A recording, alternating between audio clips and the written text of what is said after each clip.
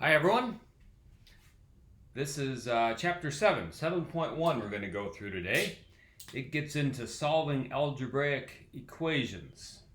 I like to think of these as like finding Elmo problems. You just got this little problem that's been given to you and you have to try to find the answer. So each one of them is just a little bit of a challenge. Say we have something like this.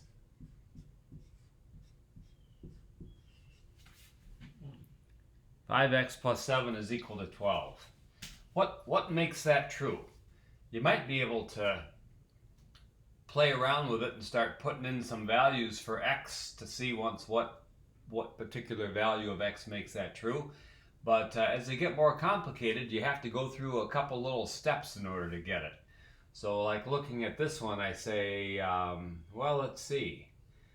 Actually, this one isn't all that hard, is it? If x were equal to 1, 1 times 5 is 5. 5 plus 7 is equal to 12. So that one's actually pretty easy to kind of see. Let's go ahead and solve it, though, and see once how you would get that answer, and then we'll do some more complicated ones. Here's what you do. You have an equation. An equation is an equal sign with things on both sides. And so this statement is saying that this side is equal to this side.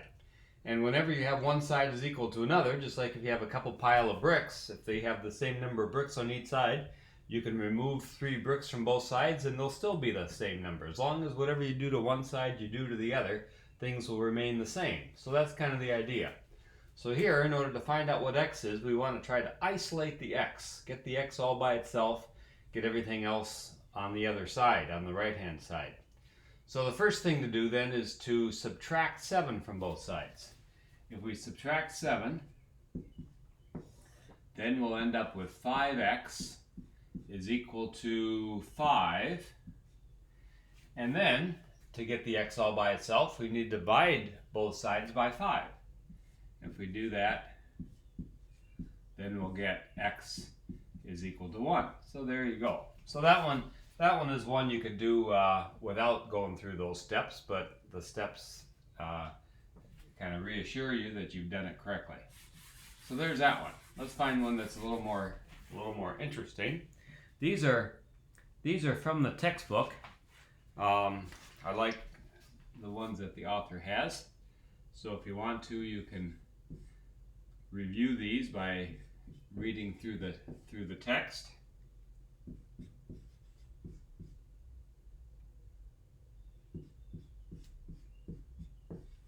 There you go. So what's the value of x that makes that statement true? I like this sort of problem because there's no way even a good mathematician would probably not be able just to look at that and figure out in his or her head what the answer is. You need to go through the steps, just like multiplying a couple 5-digit numbers. No matter how good you are at math, you just need to be able to write things down. So let's do it. The first thing to do is you want to break everything up. You want to get rid of all the parentheses and just kind of break things up into pieces. So the way to get rid of these parentheses is to distribute the 2 through. You can write this as 2x minus 10 plus 3x is equal to x plus 6. Now I've gotten rid of those parentheses. Now I can combine all the like terms. So for example, here I have 2x's, here I have 3x's. If I have 2 of something and 3 of something, I've got 5 of those things. So I've got 5x's minus 10 is equal to x plus 6. Now, as before, we can try to kind of get the x by itself on one side and everything else on the other side. So we'll add 10 to both sides. If I add 10, I'm going to get 5x is equal to x plus 16. And then notice I have 5x's over here and 1x over here. So I can subtract an x from both sides. So I can write this, if I want to go through the steps, minus x is equal to 16. And so now I have 5x's minus x. That's 4 of them I have total. If I want to, I can actually factor the x out and write this as 5 minus 1. If you want to actually go through that step, you actually do it. And so there I've factored out the x, and I have 5 minus 1. 5 minus 1 is 4. So I have 4x is equal to 16. Then I can divide both sides by 4 and get x is equal to 4. The author suggests that you take this and you put it back in the original equation to make sure it's true.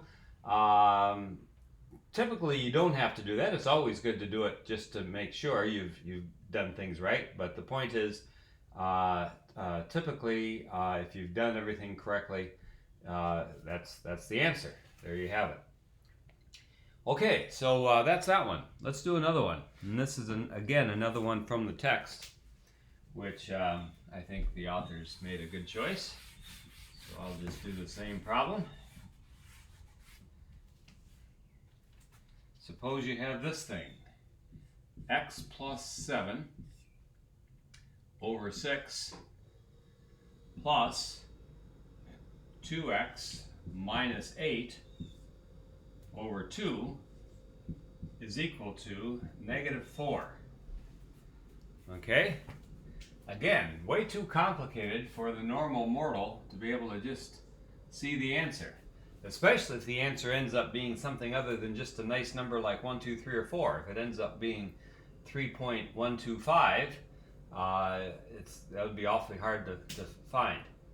So what is it about this problem that bothers you?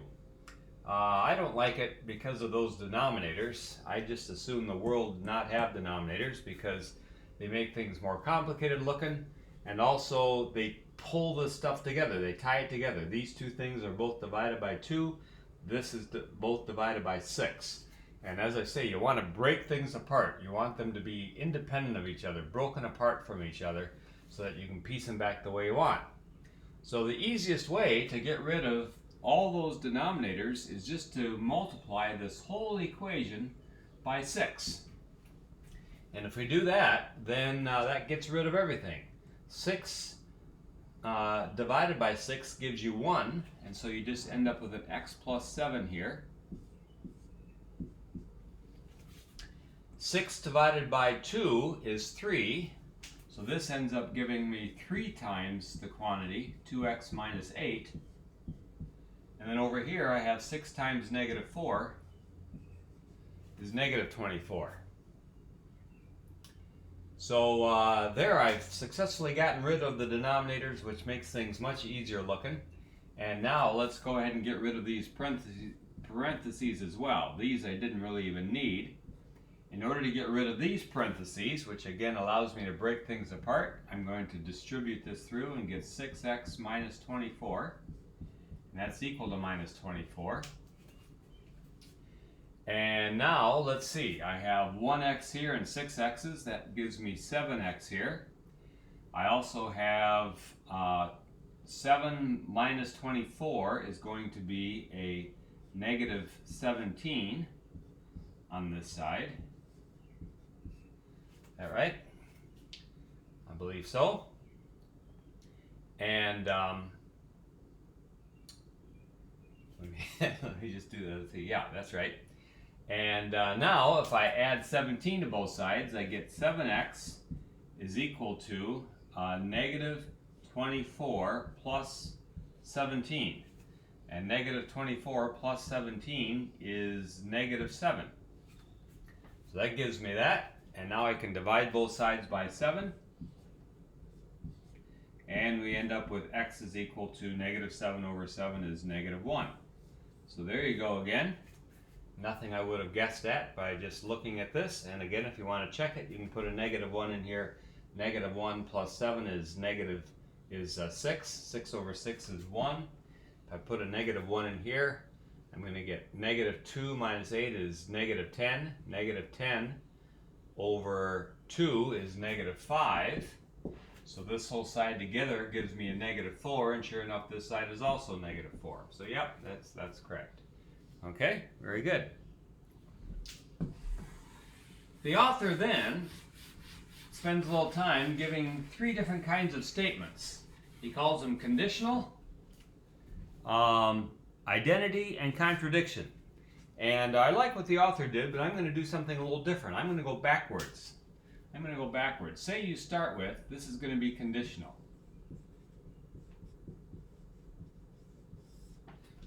Here's a conditional statement. X is equal to 3.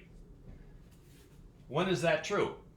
It's only true when x is equal to 3. So that's true on the condition that x is equal to 3. If x were actually equal to 5, it obviously wouldn't be true. 5 is not equal to 3.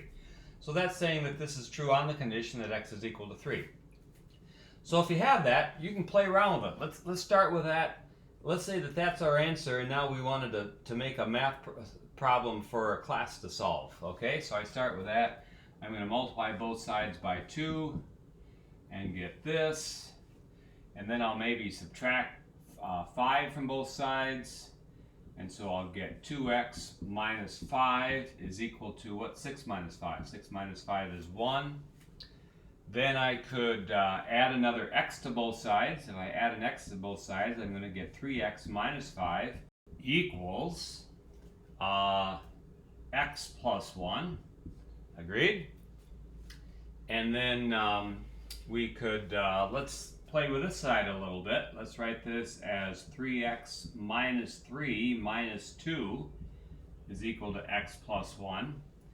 I did that because now I can factor a 3 out of these two and get 3 times x minus 1 minus 2 is equal to x plus 1. And anything else you want to do? That's good. Let's just leave it right there. Okay?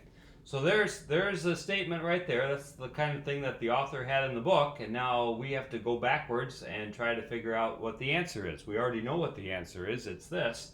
But let's suppose we didn't, okay? So here we go. We're going to go 3 times x minus 1 minus 2 is equal to x plus 1. And so now I can multiply this out and get 3x minus 3 minus 2 is equal to x plus 1. This is going to give you 3x minus 5 is equal to x plus 1. Now I can add 5 to both sides. If I add 5 to both sides, we're going to get 3x is equal to x plus 6. And finally, we'll subtract x from both sides. If I do that, 3 of something minus 1 of those somethings is 2 of those somethings is equal to 6. Now we divide both sides by 2, and we get x is equal to 3. See that? So the point is, this is all a conditional statement. You can start with this and build yourself anything you want, and then you can go backwards. Fun if you happen to have a friend who's in this class, you could give each other problems to solve. One of them could make it up, and the other one could find the solution. Okay, so that's a conditional statement. An identity is what you get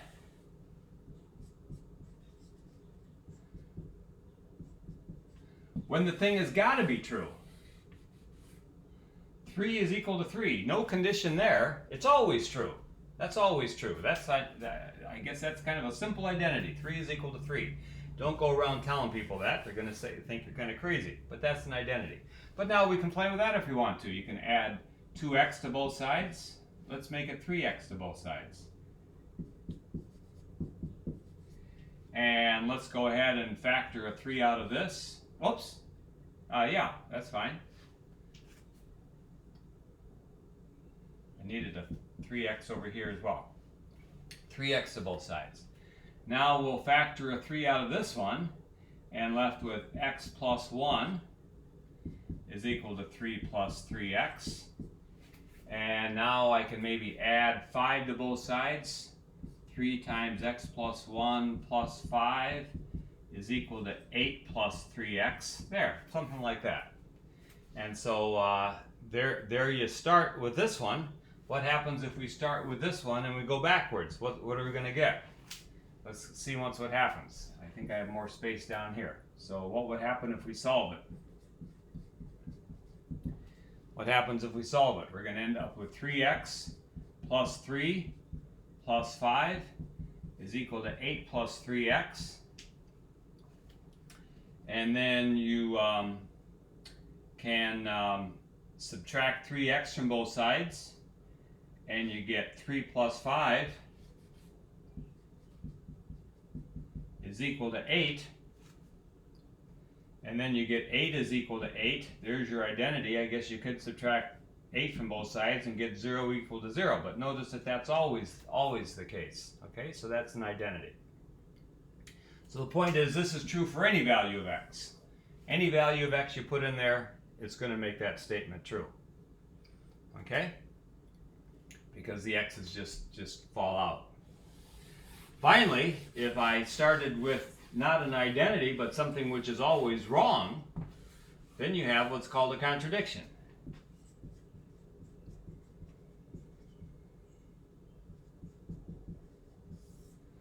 One is equal to 3. Okay? Add x to both sides. X plus 1 is equal to x plus 3. Let's just leave it at that. There you go. What x makes that true? If you try to solve it for x, you'd subtract x from both sides and you'd end up with 1 is equal to 3 again. Never true. Never true. So that's a contradiction. There's no value of x that you can put in there to make it true, because you subtract x's, you're going to get that. Okay? So anyway, that's good. Finally, in this section 7.1, the author just says what happens, which happens lots in life, if you have an equation with more than one letter in it, more than one variable in it. Do you recognize this? This is what's commonly said, distance is equal to rate times time. Yesterday I rode my bike at about 15 miles an hour. I did it for 2 hours, and so I went about 30 miles. 15 miles an hour times 2 gives me 30. So there's your rate, your speed times your time gives you your distance. What if I wanted to solve that for rate? What if I knew my distance and I knew my time and I wanted to find my rate? I would just divide both sides by t and let me do it over here. If I divide both sides by t, then these cancel out. I get rate is equal to distance over time. Okay? So that sometimes is convenient if you know how far you went. Oops, I'm sorry. If you know how far you went and you know how long it took you, you can figure out what your speed was, what your average speed was. Let's do another one. This is again one in the book. I've never heard of this one before, but there, a little magic. I decided to go back to the book and find out what this problem is. It's a welding problem, and S is the shrinkage, and T is the thickness, and this is the diameter of the hole, and this is the area of the hole, something about welding. So anyway, the author decides what happens if you had all this information and you wanted to find what the diameter was. How could you solve it for a diameter? So let's go ahead and do it. I think I would, in this one, first just subtract this over. So I'm going to get S minus A over 5T is equal to D over 20. And then, to solve it for D, you would just multiply both sides by 20. So you get 20 times the quantity, like that. So there I've solved it for D. What if instead you wanted to solve it for T? Okay, let's do that one over here. What if I wanted to solve it for T? How would I do that? The author doesn't do this one. Okay, here's what I would do. I would first start by subtracting this over again.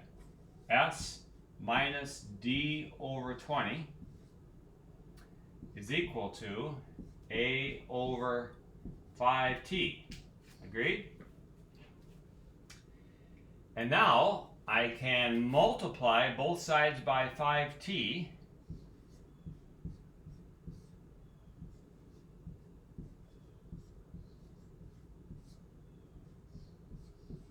to get that. Do you agree? If I multiply this side by 5T, I get this here. If I multiply this side by 5T over 5T is 1, so I just get the A. And now I can divide by this.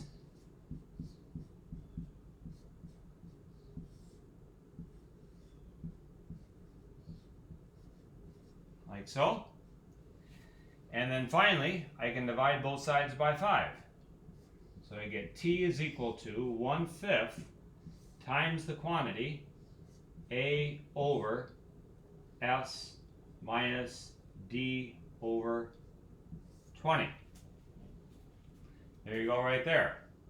So there it is, solving for t. Okay, there you go. One more example. This is a very practical one. If you are over in Europe and they're telling you what the temperature is, they will be giving it to you in Celsius. It's 13 or 20 degrees Celsius today, or the high is going to be 25 degrees Celsius, and you have to figure out what that is in units you're familiar with, which is Fahrenheit. So here's the relationship between Fahrenheit and Celsius. If you know what the Celsius number is, you multiply that by 9/5, and then you add 32. So for example, if they said it's the high today is going to be 20 degrees Celsius, 20 divided by 5 is 4. 4 times 9 is 36. 36 and 32 is 68.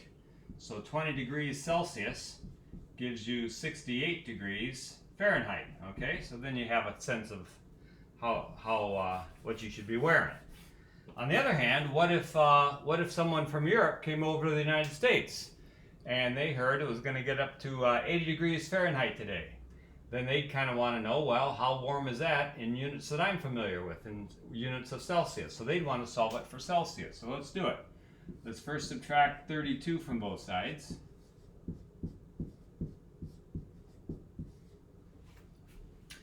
And then we will multiply both sides by 5/9.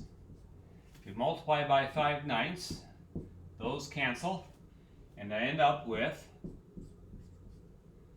Celsius is 5/9 times the quantity F minus 32. So let's go back to the other one. If it were 68 degrees Fahrenheit, 68 minus 32 is what? 36. And you would take 36 and you divide it by 9. 36 divided by 9 is 4. 4 times 5 is 20. So if it were 68 degrees Fahrenheit, that becomes 20 degrees Celsius. Okay, so there you go. So good stuff. Next time we'll continue on with solving equations.